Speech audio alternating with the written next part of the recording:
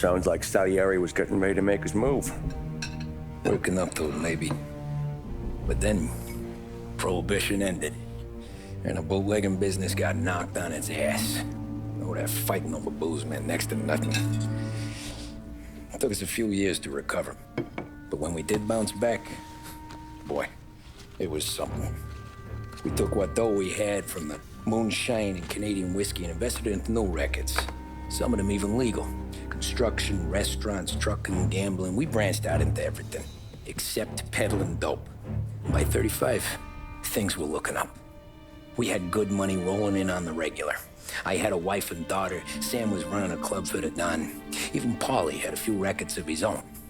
Wasn't exactly happy, but what do you call it then? Content. Yeah, that was it. And Salieri, he finally starts talking about getting out of Morello's shadow. Maybe buying our own cops, our own politicians.